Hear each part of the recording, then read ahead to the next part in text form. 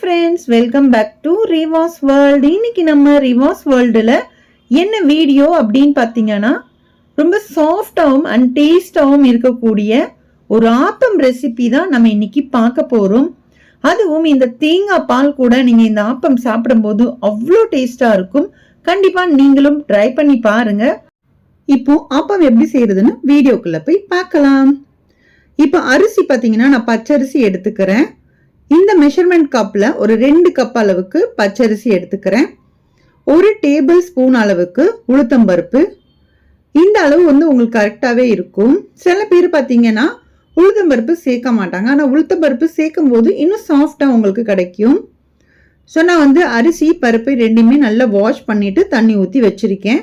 இது வந்து பழைய சாதம். இந்த ரெசிபியை பொறுத்த அளவுக்கு பழைய சாதம் கண்டிப்பாக சேர்க்கணும். அதுவும் தண்ணி ஊற்றின சாப்பாடாக இருந்துச்சு அப்படின்னா தான் உங்களுக்கு அந்த ஆப்பம் வந்து ரொம்ப சூப்பராக இருக்கும். ஏன்னா ஆல்ரெடி பார்த்தீங்கன்னா அதில் வந்து ஒரு புளிப்பு தன்மை லைட்டாக வந்து உங்களுக்கு வந்துடும். ஸோ அதுக்கப்புறம் நீங்கள் வந்து மாவை அரைச்சி நீங்கள் புளிக்க வைக்கும்போது ஆட்டோமேட்டிக்காக பார்த்தீங்கன்னா உங்களுக்கு சீக்கிரமாகவே அந்த மாவு வந்து நல்லா நிறைய பபிள்ஸ் வந்து உங்களுக்கு அந்த இதில் வரும். ஸோ நம்ம வந்து செய்யும் போது பார்த்தீங்கன்னா ஹார்டாக இல்லாமல் ரொம்பவே சாஃப்டாக இருக்கும். ஸோ இதுதான் நீங்கள் வந்து அப்படியே போடாமல் நீங்கள் வந்து தண்ணி ஊற்றின சாதத்தை யூஸ் பண்ணிக்கோங்க. ஏன்னா நிறைய டைம் நம்ம தண்ணி ஊற்றிடுவோம், ஆனால் அதை சாப்பிட மாட்டோம், வேஸ்ட் பண்ணிடுவோம் இல்லையா? அந்த மாதிரி டைமில் இந்த ஆப்பத்தை நீங்கள் ரெடி பண்ணி செஞ்சு பாருங்கள், ரொம்பவே சூப்பராக இருக்கும். இப்போ எல்லாத்தையுமே நான் ஒரு மிக்சி கப்பில் சேர்த்துட்டேன் பழைய சாதத்தை. ஆனால் நம்ம ஊற்றும் போது அந்த பழைய சாத தண்ணி இருக்கு இல்லையா, அது நல்லா புழிஞ்சிக்கணும். ஒரு வாட்டி நீங்கள் அந்த தண்ணியை ஊற்றி நல்லா கழுவிட்டு கூட நீங்கள் பிழிஞ்சி அந்த சாதத்தை மட்டும் நீங்கள் வந்து சேர்த்துக்கோங்க. இப்போ அரிசி அந்த சாதம் எல்லாமே சேர்த்துட்டு நல்லா ஃபைனாக நல்ல பட்டு போல் அரைச்சி எடுத்துக்கிறேன். ஏன்னா ஆப்பத்துக்கு வந்து ரொம்ப திரியாலாம் இருக்கக்கூடாது. நம்ம வந்து இந்த இட்லிக்கெலாம் அரைக்கிற மாதிரி இருக்கக்கூடாது. நல்லா வந்து உங்களுக்கு சாஃப்டாக அரைச்சிக்கோங்க. ஏன்னா பச்சரிசி அப்படிங்கிறதுனால கண்டிப்பாக நல்லாவே சாஃப்டாக தான் அரையும். இப்போ நம்ம ஒரு பாத்திரத்தில் எடுத்து எந்த பாத்திரத்தில் நம்ம வைக்க போகிறோமோ அந்த மாதிரி ஒரு பாத்திரம் வந்து சூஸ் பண்ணிக்கோங்க, மூடியோடு இருக்கிற மாதிரி. இப்போ நம்ம அரைச்ச மாவை அதில் சேர்த்துக்கலாம். சேர்த்துட்டு தண்ணி ஊற்றி லைட்டாக வந்து அலசி நான் வந்து ஊற்றிக்கிட்டேன். இப்போ ரொம்பவே நான் வந்து தண்ணி ஊற்றலை, நமக்கு வேணும் அப்படின்னா நாளைக்கு கூட ஊற்றிக்கலாம், ஒன்றும் பிரச்சனை இல்லை. இப்போ இந்த மாவுக்கு தேவையான அளவுக்கு நான் உப்பும் கூட சேர்த்துட்டேன். இப்போ நான் என்ன சேர்க்குறேன்னு பார்த்தீங்கன்னா சர்க்கரை வந்து சேர்த்துக்கிறேன்.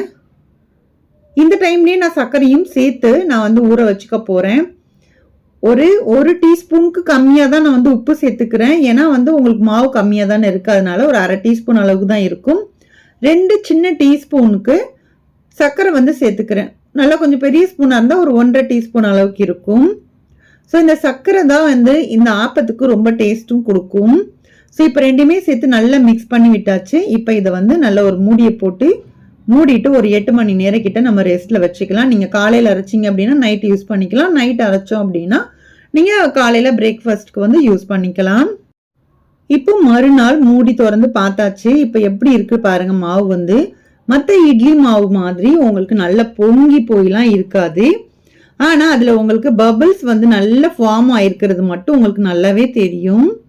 ஸோ சூப்பராக வந்துருச்சு. இப்போ இந்த டைமில் பேக்கிங் சோடா இல்லை அப்படின்னா ஈனோ சால்ட் இருக்கு இல்லையா, அதில் ஒரு 2 பிஞ்ச் அளவுக்கு தான் சேர்த்துக்கிறேன். அதிகமாக சேர்க்கக்கூடாது இதெல்லாம் வந்து, ஏன்னா நிறைய வந்து சேர்த்துட்டோம் அப்படின்னா உடம்புக்கும் நல்லது கிடையாது. அப்படிங்கிறனால சும்மா கொஞ்சமாக மட்டும்தான் சேர்த்துக்கிறேன். ஒரு 2 பிஞ்ச் அளவுக்கு தான் சேர்த்துக்கிறேன். சேர்த்துட்டு அந்த கரண்டியை பார்த்தீங்கன்னா 1 சைடாக தான் வந்து கிண்டி விடணும். சும்மா முன்னாடி பின்னாடி அப்படிலாம் கிண்டக்கூடாது. ஏன்னா இந்த 1 சைடாக கிண்டும் போது அதுக்குள்ளார ஹேர் பபிள்ஸ் வந்து நல்லா ஃபார்ம் ஆகும்.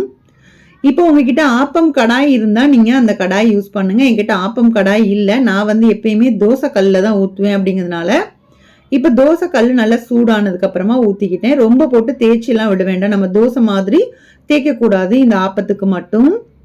இப்போ நான் ஆப்பத்தை ஊற்றிட்டு அந்த மேலே பாருங்கள் அந்த பபிள்ஸ் மட்டும் வந்துட்டுருக்கா. இந்த டைமில் கொஞ்சமாக மட்டும் எண்ணெய் ஊற்றிக்கோங்க. அதிகமாக தோசை அளவுக்கு இதில் எண்ணெயும் ஊற்றக்கூடாது.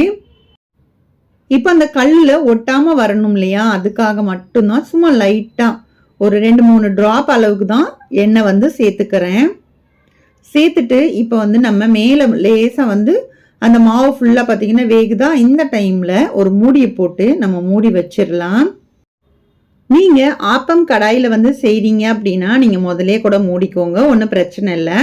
இப்போ நான் வந்து தோசை கல்லில் அப்படிங்கிறதுனால லைட்டாக மேலே வந்து அந்த மூடியில் ஒட்டிடும் மாவு வந்து அப்படிங்கிறனால லைட்டாக கொஞ்சம் மேலே உள்ள மாவு வந்து கொஞ்சம் ட்ரை ஆனதுக்கப்புறமா ஒரு கரண்டியை வச்சு நான் மேலே மூடிட்டேன். அவ்வளோதான், சூப்பராக வந்து ரெடி ஆயிடுச்சு. பாப்பம் பார்த்தீங்கனாலே தெரியும்னு நினைக்கிறேன்.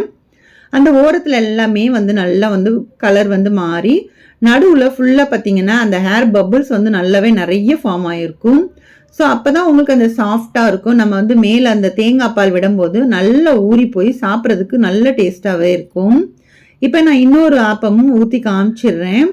அதிகமாக தேய்ச்சி மட்டும் விட வேண்டாம், லைட்டாக வந்து டச் பண்ணால் மட்டும் போதும். ஏன்னா இப்போ ஆப்பம் கடையாக இருந்தால் நம்ம அப்படியே ரொட்டேட் பண்ணாலே உங்களுக்கு ஈஸியாக வந்துடும். இப்போ தோசை கல் அப்படிங்கிறனால அந்த மாதிரி பண்ண முடியல. நான் சொன்ன மாதிரி தான் ஒரே ஒரு சின்ன 2 ட்ராப் அளவுக்கு எண்ணெய் ஊற்றிக்கோங்க. இப்போ வந்து மூடி போட்டு வச்சுட்டேன். இந்த மாதிரி நான் கரண்டி வச்சு மூடிக்கிறேன். வீட்டில் பழைய சாதம் மிஞ்சி போச்சு அப்படின்னா கண்டிப்பாக இந்த ஆப்பம் ரெசிப்பியை ட்ரை பண்ணுங்க, ரொம்பவே நல்லா இருக்கும். என்னதான் நம்ம பச்சரிசி புழுங்கலரிசி சேர்த்து நம்ம ஆப்பம் செஞ்சால் கூட இந்த பழைய சாதத்தை நீங்கள் சேர்த்து செஞ்சு பாருங்க, ரொம்ப டிஃப்ரெண்ட்டாகவும் ரொம்ப டேஸ்டாகவும் வந்து உங்களுக்கு சூப்பராக இருக்கும். நீங்கள் கடைகள் எல்லாம் சாப்பிடும்போது உங்களுக்கு தெரியும்னு நினைக்கிறேன், அந்த அளவுக்கு சாஃப்டாக நீங்களும் வீட்டில் இதே மாதிரி மெத்தடில் செஞ்சு பாருங்க. பழைய சாதமும் வேஸ்ட் ஆகாது, அதே அளவுக்கு உங்களுக்கு சாஃப்டான ஆப்பமும் உங்களுக்கு கிடைக்கும். பார்க்கும் போதே உங்களுக்கு தெரியும்னு நினைக்கிறேன். இன்னும் ஆப்பம் சட்டியில் நீங்கள் பண்ணினீங்க அப்படின்னா அந்த எட்ஜஸ் ஃபுல்லாகவே நல்ல கலர் வந்து மாறி வந்திருக்கும். சாப்பிட்றதுக்கும் நல்லா மொறுமொறுன்னு இருக்கும். நடுவில் நல்ல பஞ்சு மாதிரி இருக்கும். ஓரத்தில் ஃபுல்லாக மொறுமொறுன்னு இருக்கும், நடுவில் பஞ்சு மாதிரி இருக்கும். ஸோ அந்த மாதிரி டைமில் நம்ம அதுக்குள்ளார தேங்காய் பாலோ இல்லைன்னா முட்டை சேர்த்து ஆப்பம் செய்வாங்க இல்லையா, அந்த மாதிரி நீங்கள் செஞ்சு கொடுக்கலாம். ரொம்ப நல்லா இருக்கும். கண்டிப்பாக நீங்கள் ட்ரை பண்ணி பார்த்துட்டு உங்களோட ஃபீட்பேக்ஸை என் கூட கமெண்ட் செக்ஷனில் ஷேர் பண்ணி விடுங்க. இந்த ஆப்பத்துக்கு பெஸ்டான காம்பினேஷன் அப்படின்னு பார்த்தா தேங்காய் பால் தான். அது எல்லாருக்குமே தெரியும். ஸோ எனக்கு ரொம்பவே பிடிச்சது தேங்காய் பால் தான். உங்கள் எல்லாருக்கும் தேங்காய் பால் பிடிக்குமா, இல்லை நீங்கள் என்ன சைடிஷ் வச்சு சாப்பிடுவீங்க அப்படிங்கிறதையும் என் கூட கமெண்ட் செக்ஷனில் ஷேர் பண்ணுங்க. தேங்காய் பால் எடுக்கிறது பார்த்தீங்கன்னா தேங்காய் துருவிக்கோங்க. அதுக்கப்புறம் அது கூட 2 ஏலக்காய் சேர்த்து அரைச்சிட்டு நம்ம வந்து அந்த தேங்காய் பாலை பிழிஞ்சு எடுத்துக்கோங்க. அதிகமாக தண்ணி வந்து ஊற்றாமல் பிழிஞ்சிங்க அப்படின்னா ரொம்ப டேஸ்டாக இருக்கும். இது போக நிறைய காய்கறிகள் சேர்த்து பால் சொதி அப்படின்னு சொல்லுவாங்க இல்லையா, காய்கறிகள் போட்டு. ஸோ அந்த மாதிரி நீங்கள் செஞ்சு கொடுக்கலாம், ரொம்ப சூப்பராக இருக்கும்.